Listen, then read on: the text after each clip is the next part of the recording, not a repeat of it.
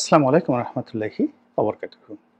সম্মানিত দর্শক, আজকের যে শিরোনাম দুটো অংশ, একটা হলো শেখ হাসিনা খুশিতে লাফাচ্ছেন।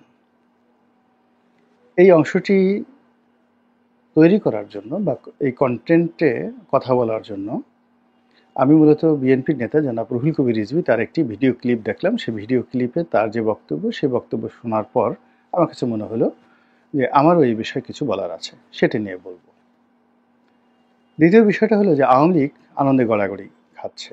কেন খাচ্ছে এটা নিয়ে বলবো। এর কারণ হলো এই মুহূর্তে যে কক্সবাজারে যে ঘটনাগুলো ঘটছে, রোহিঙ্গাদের ওখানে যে ঘটনাগুলো ঘটছে, করিডোর নিয়ে, সেন্ট মার্টিন নিয়ে যে ঘটনাগুলো ঘটছে, এগুলো সবই শেখ হাসিনা বলে গেছেন।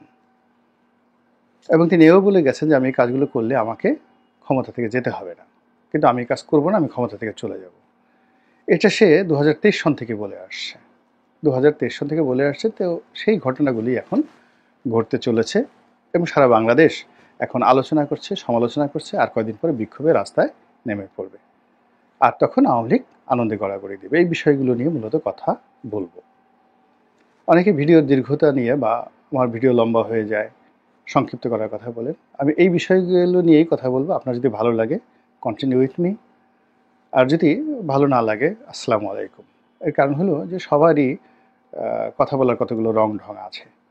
আমি যে কথাগুলো বলি এখানে নিজের ব্যক্তিগত অভিজ্ঞতা বলি, গল্প বলি, ইতিহাস বলি, সাহিত্য বলি, এটাকে একটা নাটকের মতো করে, গীতিনাট্যের মতো করে আপনাদের জন্য উপস্থাপন করার চেষ্টা করি, যেন আপনাদের মধ্যে যাদের জানতে ইচ্ছা করে, শুনতে ইচ্ছা করে, তারা যেন এখান থেকে তথ্য পান, উপাত্ত পান এবং চিন্তার খোরাক পান। তো এই জন্য আসলে যদি পত্রিকার খবর বলতে যাই বা সাধারণ কোনো ঘটনা বলতে যাই, আসলে 2 মিনিটের বেশি বা 1 মিনিটের বেশি লাগে না। আমি তো প্রথমেই বললাম যে আমি শিরোনামের এই বিষয়গুলো নিয়ে বলতে চাই। এখন এটার পক্ষে বিপক্ষে বলতে গেলে একটু সময় লাগবে এবং সেই সময়টা নিয়েই আমি কথা বলছি। প্রথমে বলি শেখ হাসিনার আনন্দে গড়াগড়ি।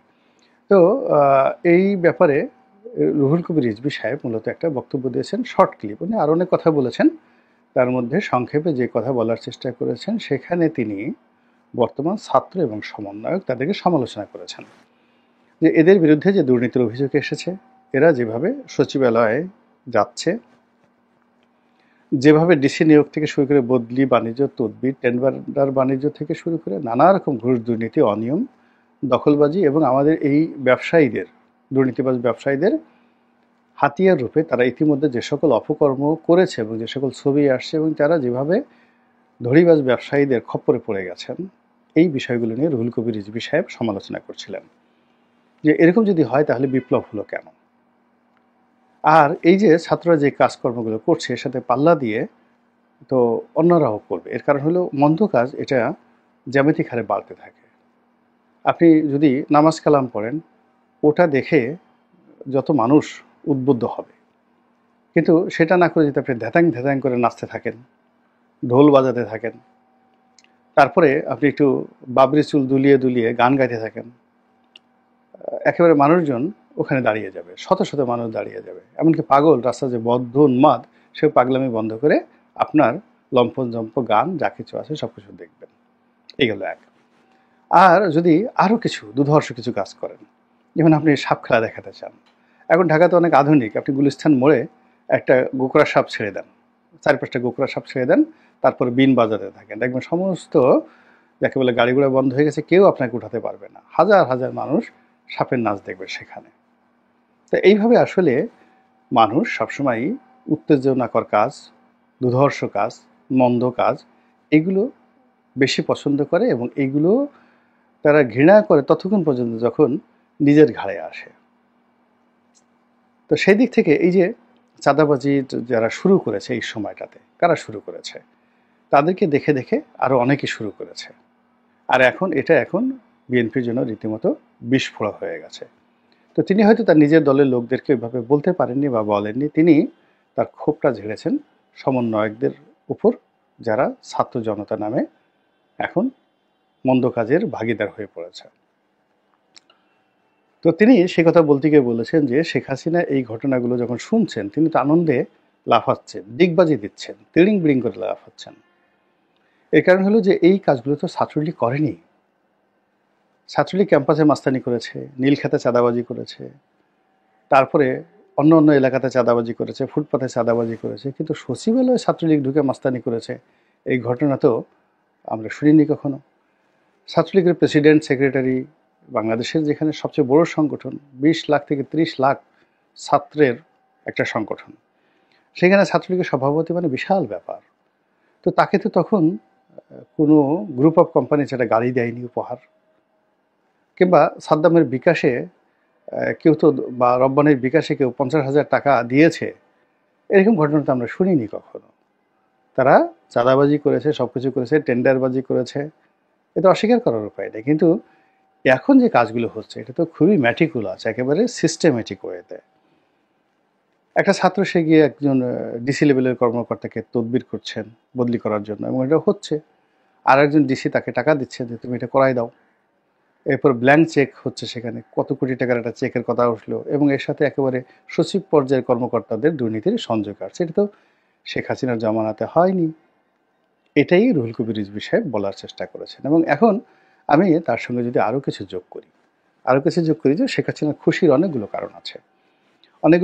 যে তিনি যে কাজগুলো করেছেন এই সময়টাতে, যেমন দেখেন আদানির সাথে বিদ্যুৎ চুক্তি হয়েছে, আমরা সবাই গালাগাল করেছি। এখন এই সরকার বলতে বাধ্য হচ্ছে যে না, ওটা সঠিক আছে।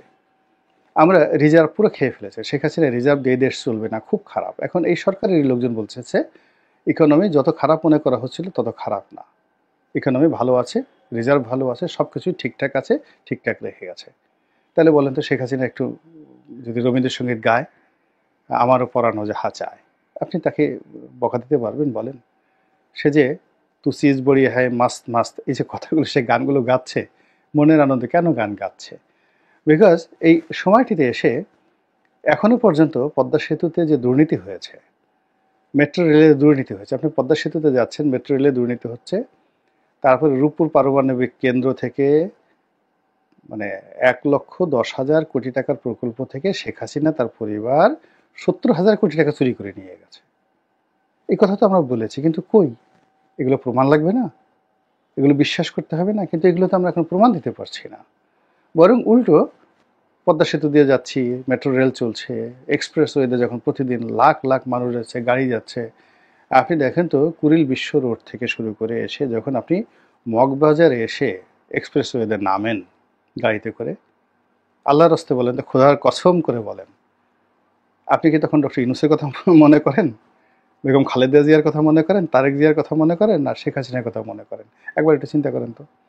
আপনি যখন মেট্রো রেলে বসেন, মেট্রো রেলে বসে কি আপনি হিলারি ক্লিন্টনের কথা চিন্তা করেন, বারাক ওবামার কথা চিন্তা করেন, বা ডক্টর ইউনূসের যে স্বাস্থ্য উপদেষ্টা নূরজাহান বেগম, অথবা তার যে ব্যক্তিগত সচিব আছেন,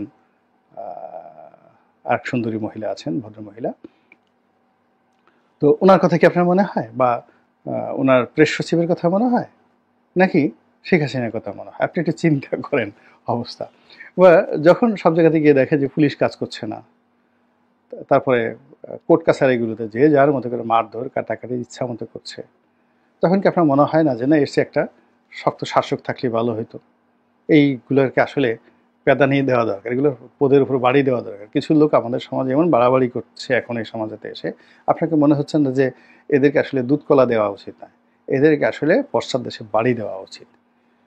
তো টেকনাফ থেকে তেঁতুলিয়া পর্যন্ত প্রতিদিন লক্ষ লক্ষ ঘটনা ঘটছে, যে ঘটনায় মানুষ শেখ হাসিনাকে স্মরণ করতে বাধ্য হচ্ছে। একেবারে দেখা গেল গ্রামের একেবারে সাধারণ একটা ছেলে এসে যে জুলুম অত্যাচার করতেছে, দোকান বন্ধ করে দিচ্ছে, আগুন ধরায় দিচ্ছে, শিক্ষককে পদত্যাগ করাচ্ছে, কলেজ স্কুল কলেজের লেখাপড়া সব শেষ, ড্যাম, সব কিছু মানে কি সে কীভাবে চলছে, পুরো রাস্তা দখল করে যেখানে সেখানে ব্লক হচ্ছে, যেখানে সেখানে অবরোধ হচ্ছে। মানে ব্যাটারি রিক্সা চালক, তাদের ভয়ে মানে কি বলবো, মানে থরথর করে পুলিশের বড় বড় কর্তারা কাঁপছে। গার্মেন্টসের কর্মীরা রাস্তায় নেমে তারা পুলিশ আর্মির একজন ব্রিগেডিয়ারের গাড়ি পুড়িয়ে দিচ্ছে। তো এই যে ঘটনাগুলো, এগুলো দেখার সাথে সাথে প্রতি মুহূর্তে আপনার কার কথা মনে হচ্ছে? আপনার কি ডক্টর মোহাম্মদ ইউনূসের কথা মনে হচ্ছে? আসিফ নজরুলের কথা মনে হচ্ছে? নাহিদের কথা, সার্জিসের কথা মনে হচ্ছে? নাকি শেখ হাসিনার কথা মনে হচ্ছে? আর এটা আপনার এই যে মনের যে কথাগুলো, এটা যদি শেখ হাসিনা টের পেয়ে যায় যে তাকে কেউ স্মরণ করছে, সে কি খুশিতে একটু লাখ পাবে না? পিয়ার কিয়া তো ডরনা কিয়া। তো উনি ওইবার তো বলছে তু সিজ বড়ি এক মাস্ত মাস্ত। আমার তো মনে হয় নেক্সট বার উনি ভিডিওতে যখন কথা বলবেন, তো পিয়ার কিয়া তো ডরনা কিয়া। আমি তো বাংলাদেশকে ভালোবেসেছি, বাংলাদেশকে পেয়ার করেছে, তো এত ভয় কিসের, ডর কিসের? এভাবে তিনি গান শোনাবেন, হিন্দি গান শোনাবেন, গেল ওনার কথা। এরপর আসি আওয়ামী লীগের গড়াগড়ি।